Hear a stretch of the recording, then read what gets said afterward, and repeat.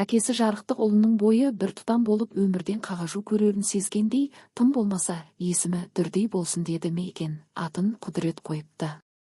Кішкене күнінен Құдес атанғаннан ба, өзінің есімі Құдірет екенде кейін барып үйренген.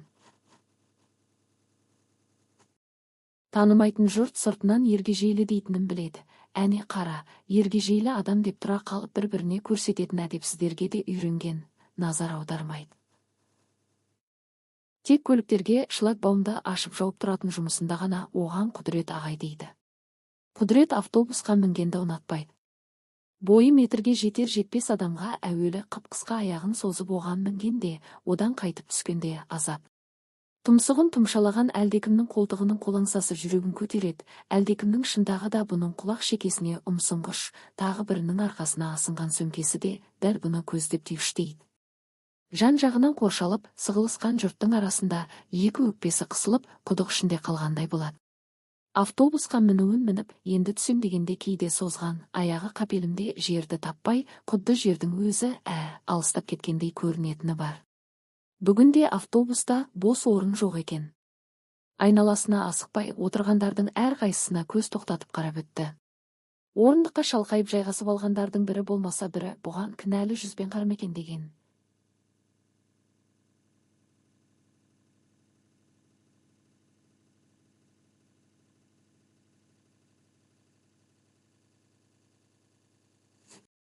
Бұл да сыр бермей, шын тәуелсіз елдің ешкімге, ештеңеге тәуелсіз азаматы сияқтанып, қарсы алдына қарап қақшиып тұра берді.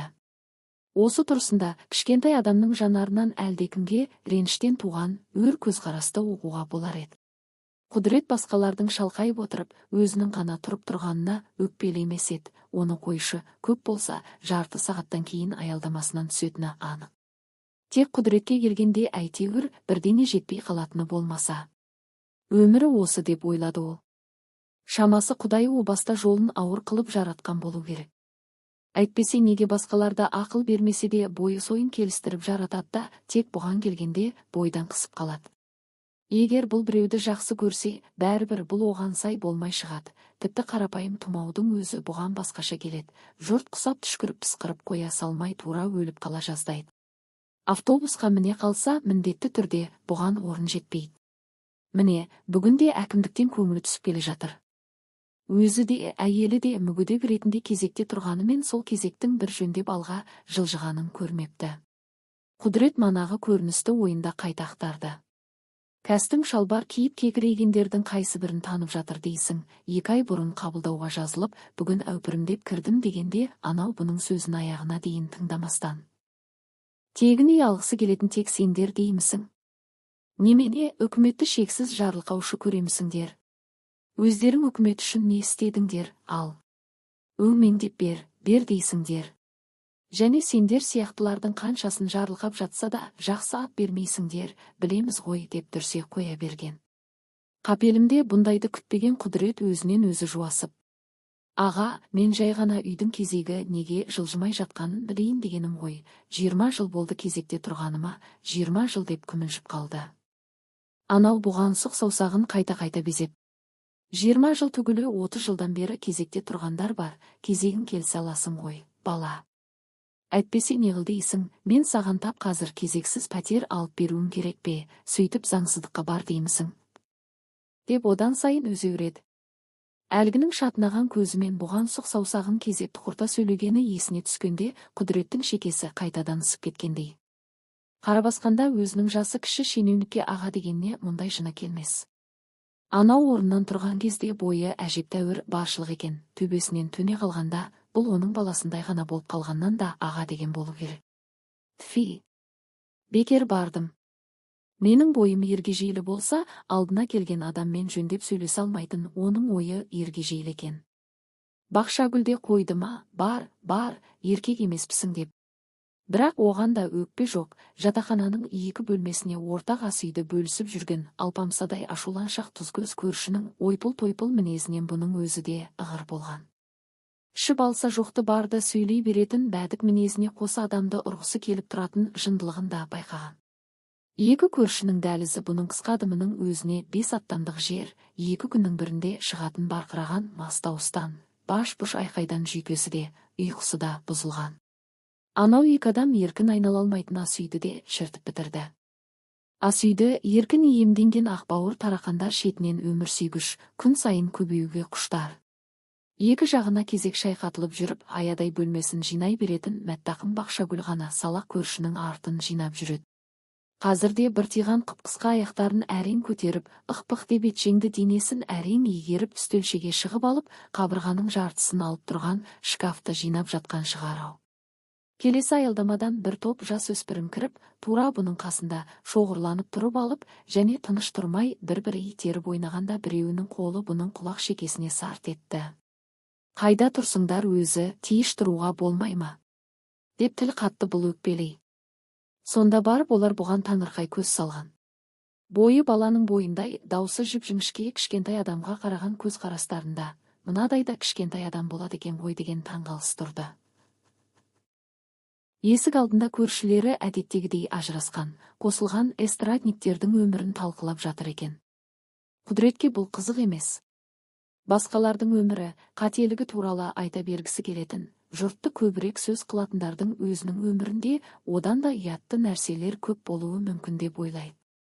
Жатақхананың кіре берісіне әкімшілік кодекс бойынша деп бұның бойынан ұзын қылып ереже жазып іліп қойыпты, оны орындап жатқан ешкім көрінбейді. Дәліздің ұзына бойына қажетсіз газ плита, сынған есік, ортасы опырылған, кресло тізіліп тұр, айнала бырсып, қоқыс жәшігі де қашанғыдай аузы мұрнынан шығып жатыр.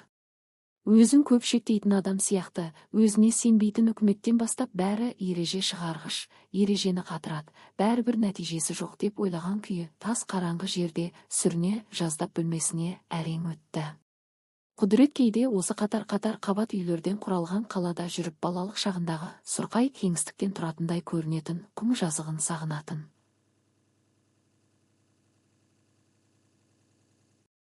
Тіпті бәрін тастап барғысы келер еді. Бұлар құмда ауылда тұрды ғой, Құдірет ертеден кешке дейін құм үстінде жалаңаяқ ойнайтын, құмнан тау мен қорған тұрғызатын, ал ертеңінде қараса көзге көрінбейтін біреу келіп кешегі жерді дәу алақанымен сипап кеткендей теп-тегіс болып жатушы еді.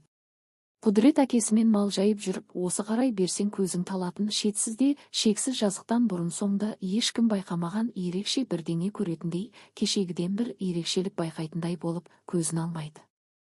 Бала көңіліне сол көз жетер жерге дейін сақиналанып, шимайланған жазуға ұқсас іздерде әлде бір құпия бардай көрінеді. Кейде осы құладыз, өзгермейтін көріністен жалықса да, туған жері болғасын ба, қыбырлаған тіршіліктің титтей нышаны да білінбейтін құм жазық өзіне бәрібір ыстық екенін бала жүрегімен сезінеді. Қолда аяққа тұрмайтын 5-6 жасар кезінде талай рет тамның төбесінде шалқасынан жатып алып кешкі аспанға жанарын қыдыртып армансыз тамашалайтынын айтсайшы. Құдейес-ей. Тағы тамның үстіне шығып кеттің бе? Жылан шағып алар түстеймін. Қайдан шығарған осы? Деп шешесі дауыстап жататын. Кейін бұлардың 5-6 үйлік ауылын басқа жаққа көшірет деген сөз шықты. Шіркін-ай, кісіге қиятын жер ме бұл? Көшіргені несі? Көшкенде қайда бармақ? Көшпеймін десең сүйреп шығармайтын шығар. Жоқ, көшпейім деуге болмайды екен, қалайда көшіреді екен. Өкіметке мына жер керек болып тұр ғой. Полигон дейме бірдеңе салады екен. Полигон дегені не екен сонда? Итім біліп бе? Не болса да өкімет өлтірмес, бір амалын қылар.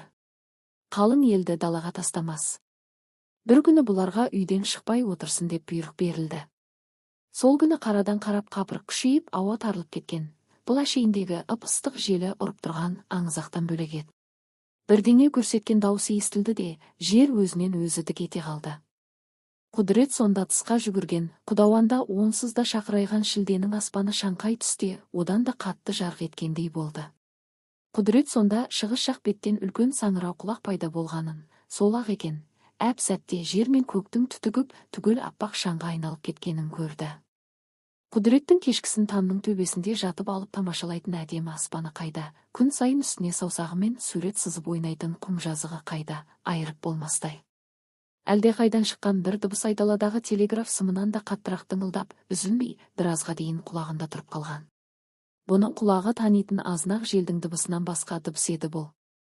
Сонда полигон дегені кішкентай құдіретке адамзатты үй-мүйімен, мал жанымен, мақыра мүкәммалымен қоса апандай аузын ашып, көмейінің ең тереңіне жітіріп жіберуге ұмтылған үш көзді айдаһар секілді көрінген.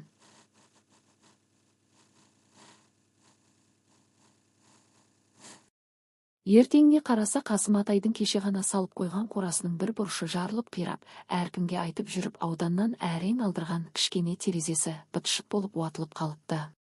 Кейін бұларды шынымен де қырға көшірді. Мал өсіретін совхоз екен. Адамы да көп. Шаруашылығы да жетерлік. Бұның өзі сияқты бойы өспей қалған Бақшагүлдің мінезі ақ жарқын екен. Көрген жерден ақтарылып, жатырқамай сөйлесе кеткен. Әке-шешеміз болса жоқ, бауырлардың өз қызықтары екілді. Шыдамай орнынан тұрып дәлізге шықты.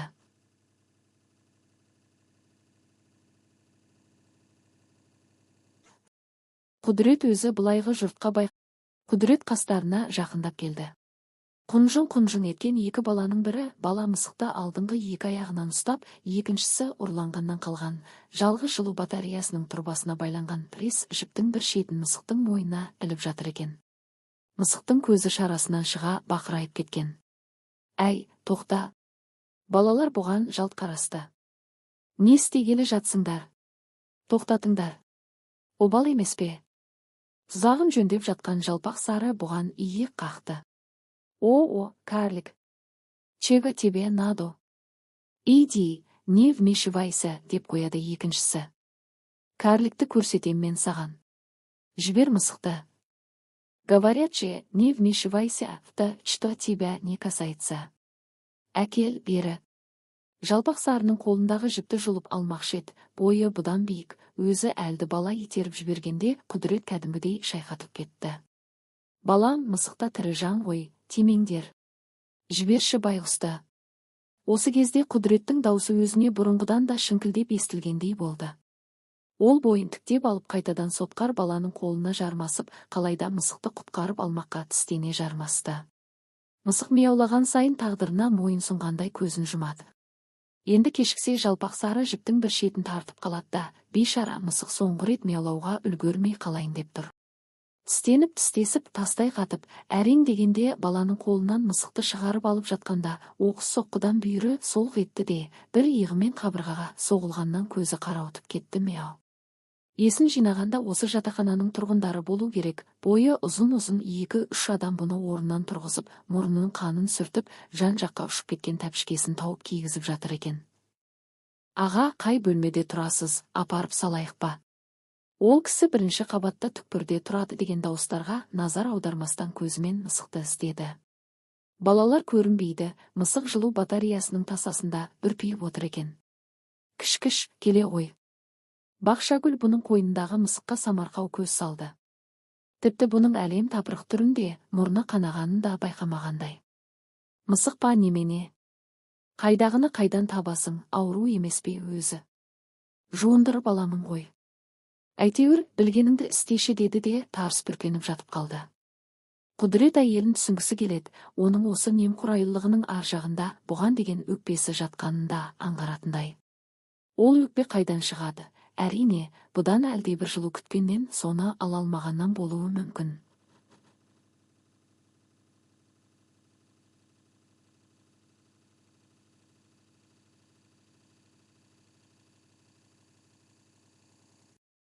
Бала мысық Құдіреттің шылапшынға су құйып, шампун қосып жуындырғанына титтей тырнақтарын көрсетіп айбат шегіп қарсыласса да, сүртіндірген кезде мияулап бақса да көнді.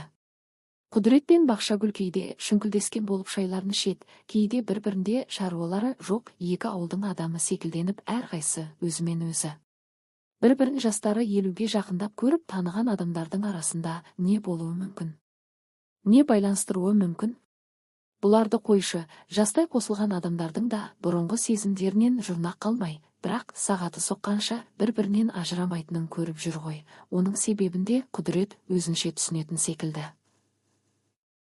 Бәлкім ұзақ жылда адамдар бір-біріне бауыр басатын шығар, әлде болмаса, жалғыздықтан өлердей қорқатындарынан да бір-біріне байланатын шығар, мүмкін кешегі күндеріне деген сыйластықтан да шығар, ал ғұмырдың көбін жалғыз өткеріп келіп бас қосқан бұл екеуіне не өкпе бар.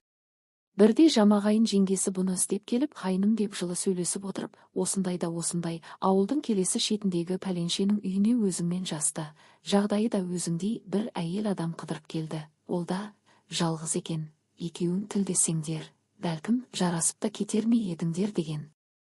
Осы жасына дейін жалқы жүрген, әке-шешесі кеткелі бұрынғыдан да тұйық тартқан бейбақ қайнысын жалғыздықтан құтқарып алуға құлшына кіріскен жеңгесі айта бергесін көңілі қалмасын деп амалсыз қозғалған.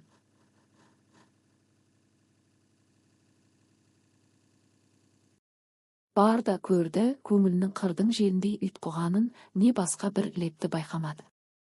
Бұның өзі сияқты бойы өспей қалған Бақшагүлдің мінезі ақ жарқын екен, көрген жерден ақтарылып, жатырқамай сөйлесе кеткен. Әке-шешеміз болса жоқ, бауырлардың өз қызықтары екілді. Шыдамай орнынан тұрып дәлізге шықты.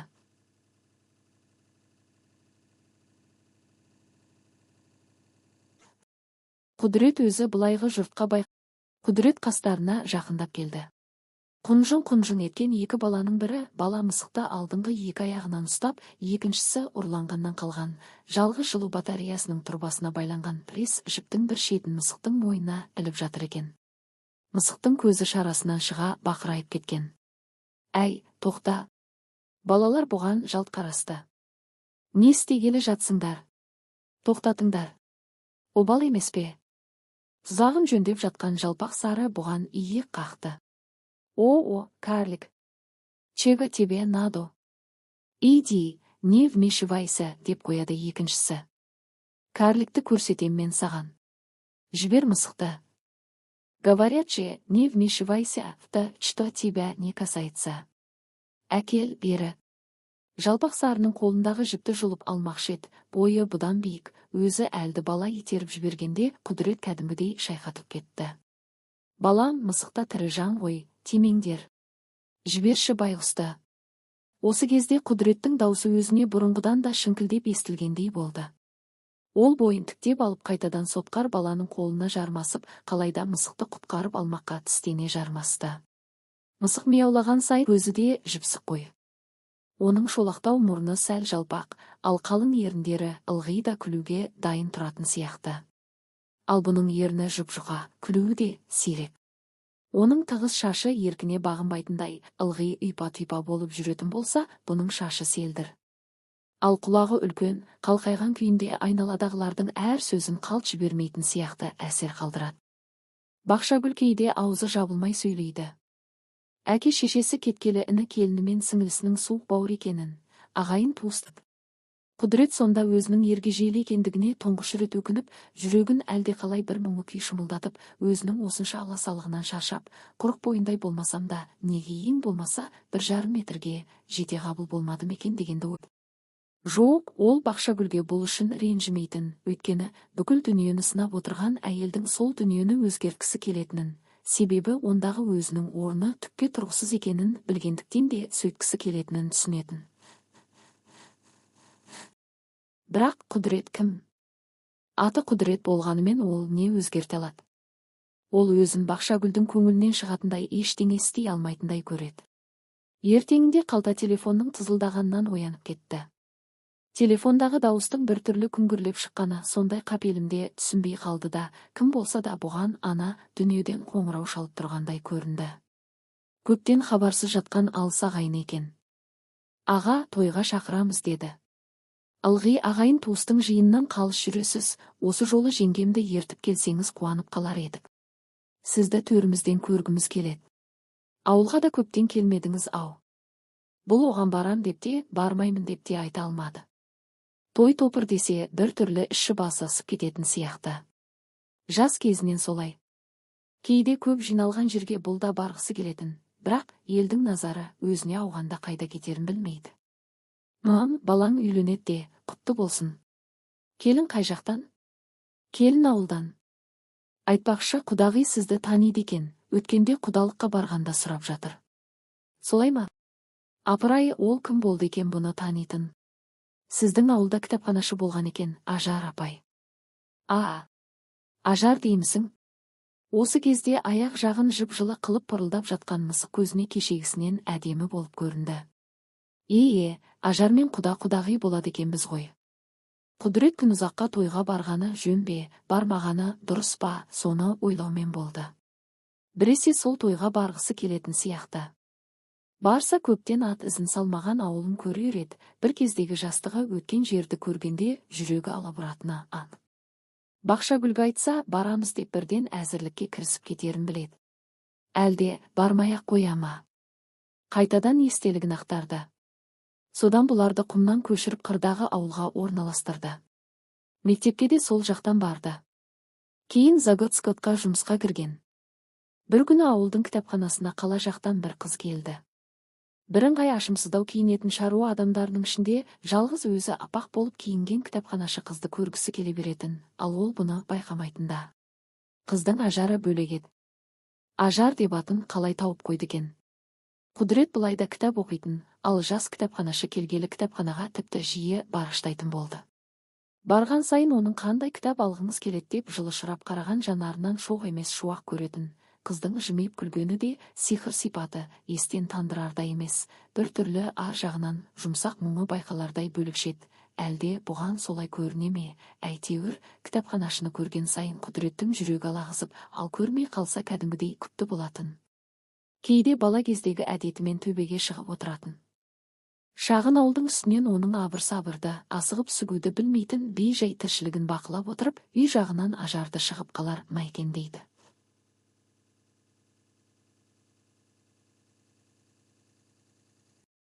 Кейде оның клубқа бет алғанын көретін. Қасында қыздар болады. Топ қыздың ішінде тек соның көйлегі бәрінікінен әдемі көрінеді. Құдіретке жоқ, Құдіретті кітапханашы қызға өліп өшті, күйіп жанды деуге келмес, бірақ оны алыстан көрсе болды. Осы көргеннің бәрінен өн бойына жай жапсарын өзі де ұғып болмайтын жұмбақ сезім жүгіретін. Сосын мына зәу биіктен еміне төнген көк аспан мен екі араны жарты сызатсыз жымдастыра жалғаған топ-тұнық кеңістікке қарап жатып ажарға жолығуға барсам, болмаса кітапханаға барғанда ауызба-ауыз бір ауыз тілдесем қайтер еді. Ол мұның сызып салғандай сығыр біткен көзіне қарап, сырғалығы салбыраған үлкен құлағын жасырған селдір шашынан сипап жылы жымияр ма екен дегенді армандап, өмірдің шын ызғарын әлі сезінбеген көкірегімен бір жақсылық боларына барынша сенгісі келеді. Бақшагүл кейде аузы жабылмай сөйлейді. Әке шешесі кеткелі іні келіні мен сіңілісінің суық бауыр екенін, ағайын туыстық.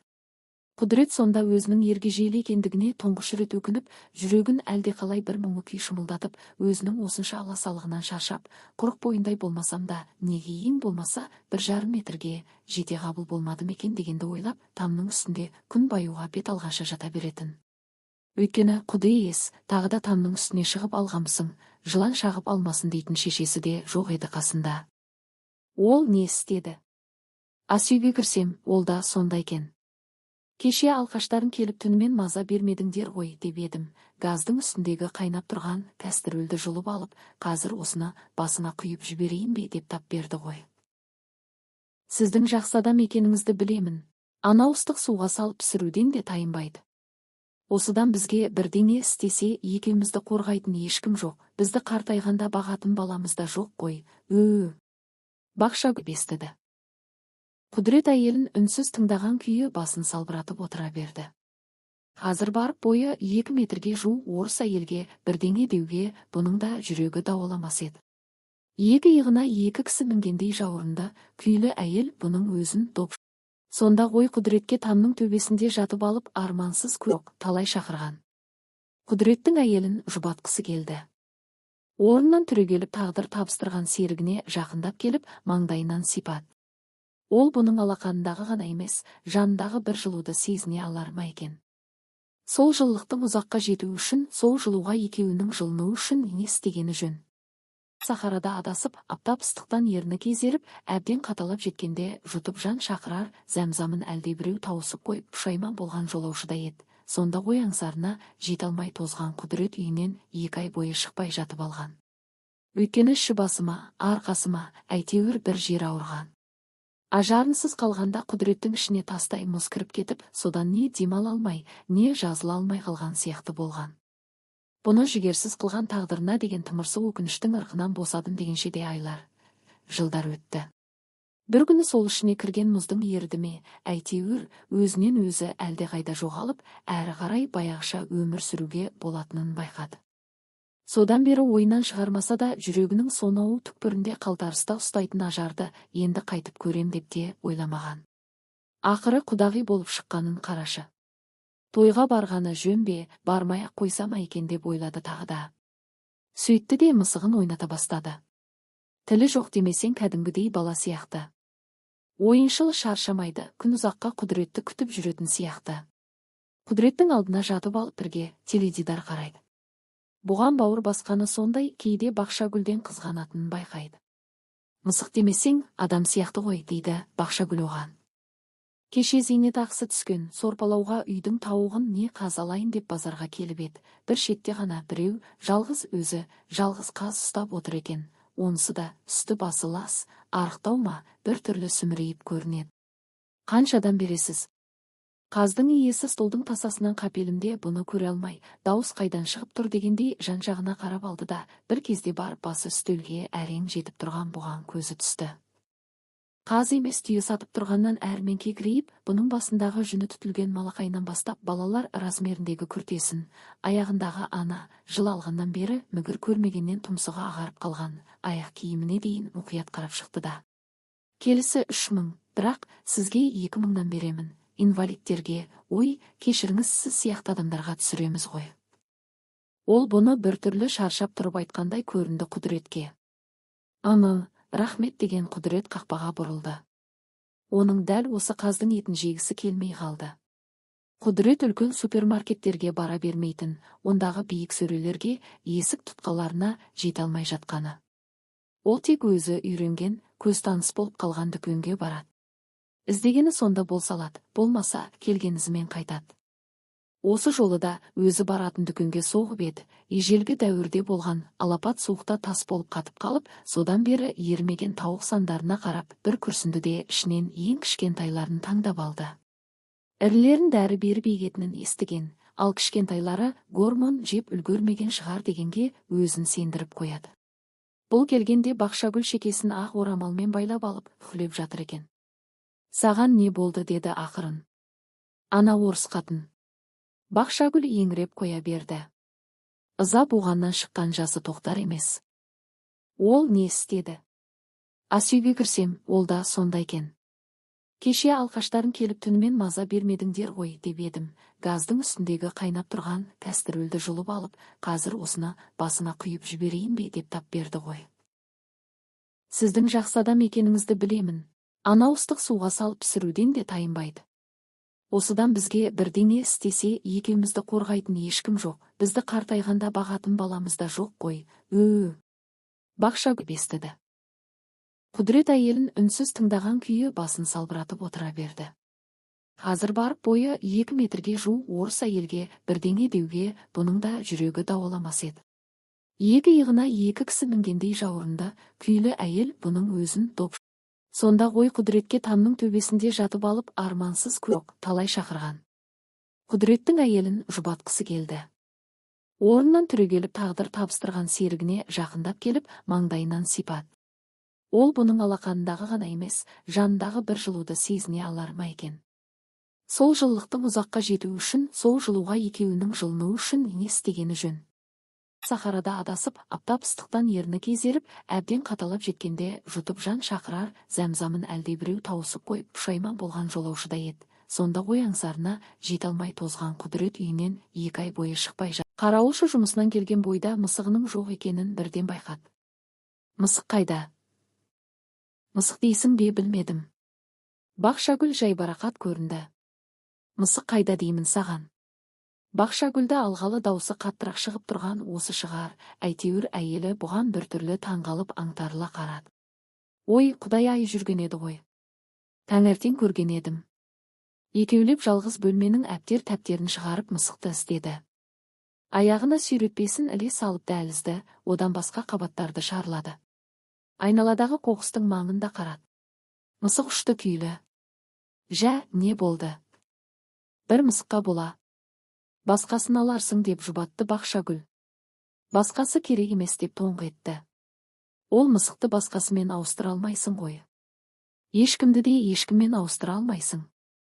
Жатақхана дәлізі қашанғыдай тас қараңғы болса да, Құдірет ескі құсқы заттарға түйісіп қалармын, не сүрініп кетермін деместен қып-қысқа адымын тез алады.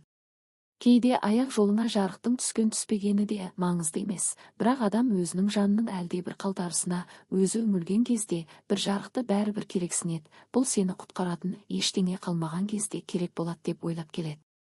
Осы кезде бұның телефонына қоңыраулатты. Ауылдағы ағайыны шығар, тойға бармаспын дермін деп ойлап үлгеріп құлағына жақындатқан.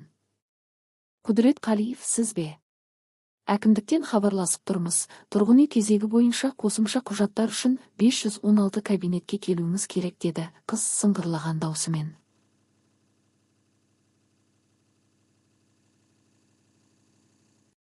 Ауылдағы ағайынға телефон шалып, тойға баратын болдық деп айтайыншы деп ойлады Құдірет бөлмесінің есігін ашып жатып.